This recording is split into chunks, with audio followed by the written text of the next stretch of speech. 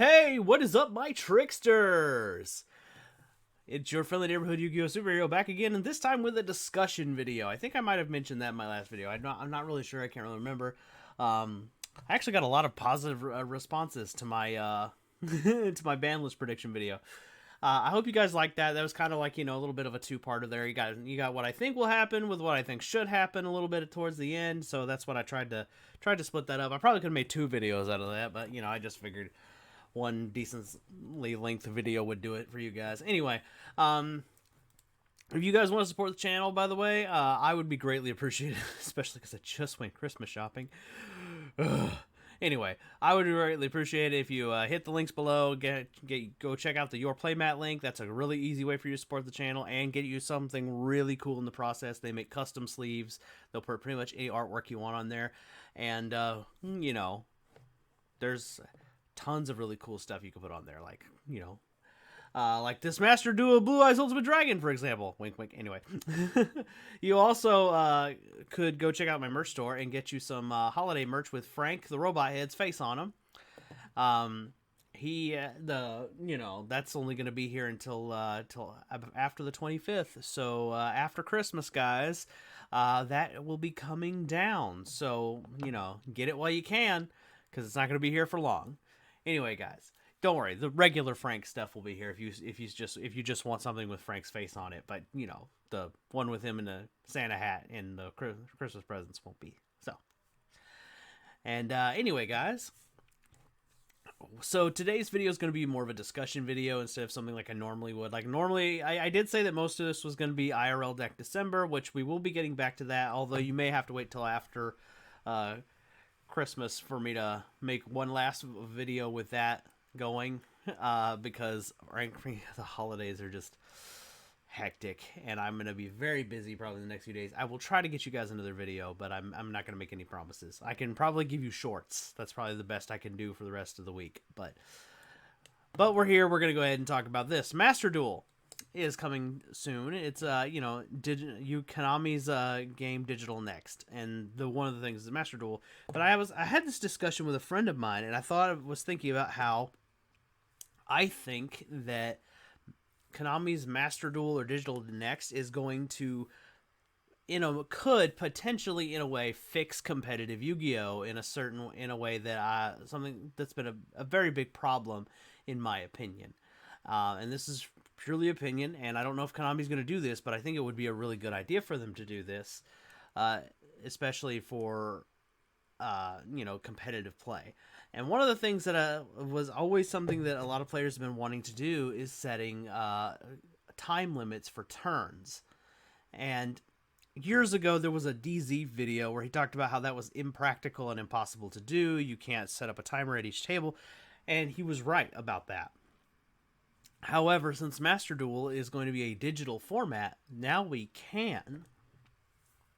There can be a time limit per turn, which I was thinking about. Like the problems that this fixes is awesome, because here's one of the things that it could do. Right, potentially speaking, if Digital Next has its own set of rules for this, and I don't know what they are yet. I haven't played it or anything, haven't even looked into it. But I was thinking about it, like potentially it could fix some of the big problems of Yu-Gi-Oh.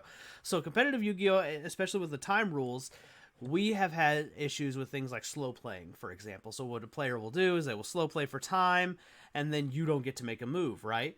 Well, with Digital Next, maybe that doesn't get to work that way. Maybe if your timer runs out and you didn't pass turn, maybe you just lose, or maybe your turn just ends right there and it goes to the next guy. You know what I mean? Also, if there's a time limit on the turn, like in Duel Links, you have 2 minutes to make a move. I could say maybe we could expand that to 3 to 5 minutes for the main game, but that also, and you know what I mean? And there you go. That would be how we would do it. And now in Duel Links, I think you lose if the timer runs out. I think you just automatically lose. But I was thinking like, oh, well, you don't have to do that. You could just end their turn. You know what I mean? And let them lose that way. Personally, that's what I would do. I would just like, oh, well, you didn't finish your turn in the time limit, so now it's your opponent's turn. That's how I would do it personally. Just, kind of lets the opponent get the chance to punish the other player for not finishing their turn fast enough. And here's some other things that I think about. Like, one, I think this will encourage players to, or discourage players, excuse me. This will discourage players from playing decks like that are like slow play decks, like Mystic Mind Burn and all that stuff. Like, well, it won't discourage them, but it will encourage them to play the game and not stall out when they start losing. This is a problem I see on Edo Pro all the time, especially when I come against Mystic Mind players and I draw the out. They get very mad, and then they just don't play Yu-Gi-Oh. They just kind of sit there and let the clock run out, which is fine. I win the duel, but it's not a satisfying win. And I think with Duel Links doing, like, if they would do the it ends their turn type of thing, I think that would be more than enough. And then, like, for example, if they were to do the response time on the opponent's turn and then do the stall tactic, then sure. Then you should lose the entire match. Just ends the match right then and there. And then, basically, if you're being salty, you lose. You take a big old fat L for being salty. And then the other cool thing is this would encourage players or discourage players, again, from playing, like, heavy combo decks that take, like, 20 minutes to complete a turn. So, look, I don't have anything against combo decks. I play a few of them. I think Goki counts as a combo deck, I'm pretty sure.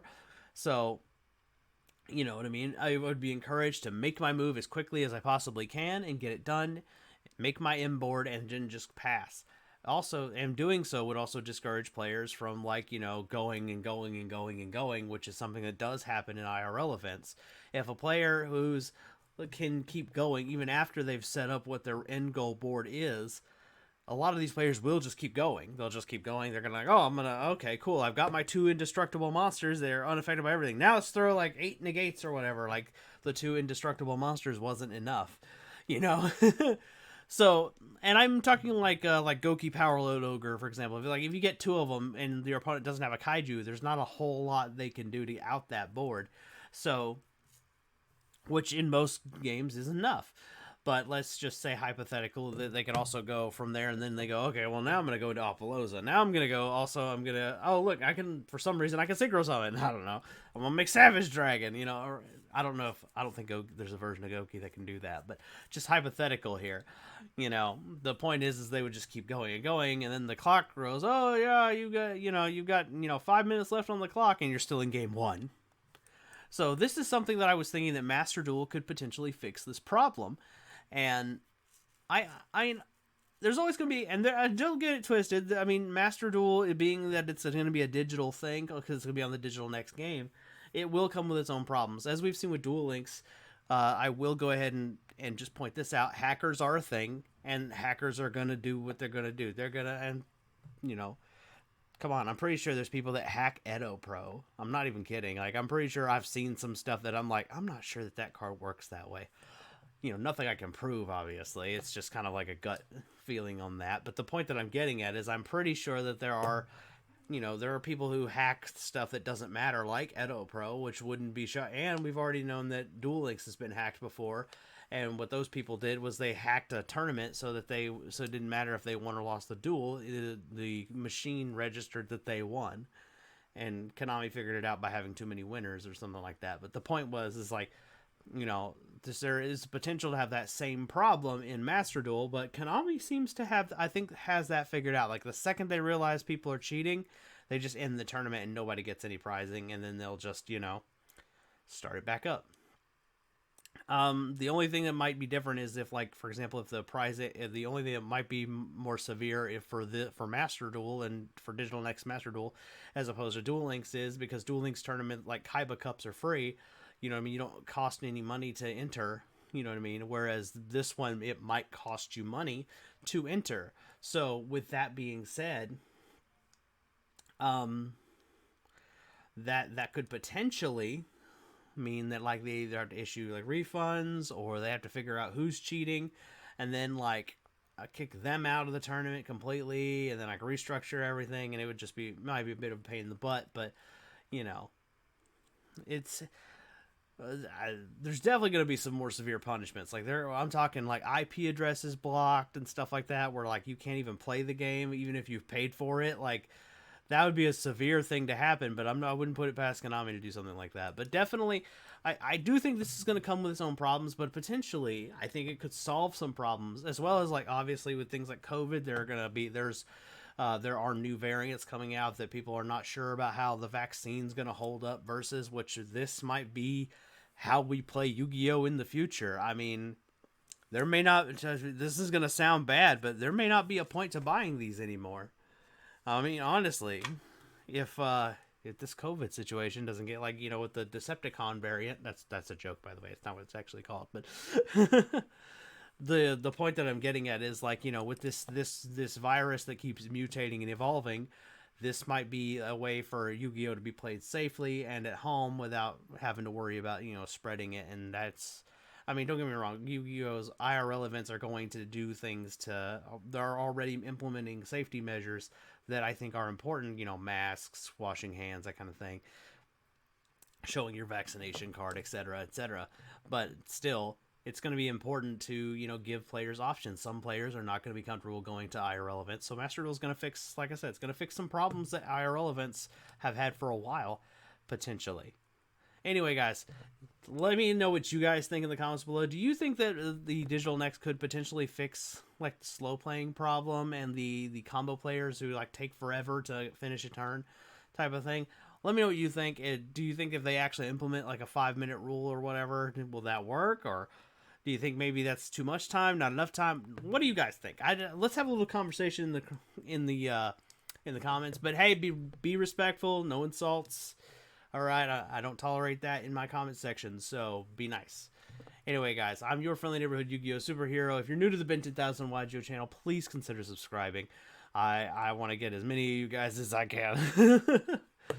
And I will catch you in the next one. Peace.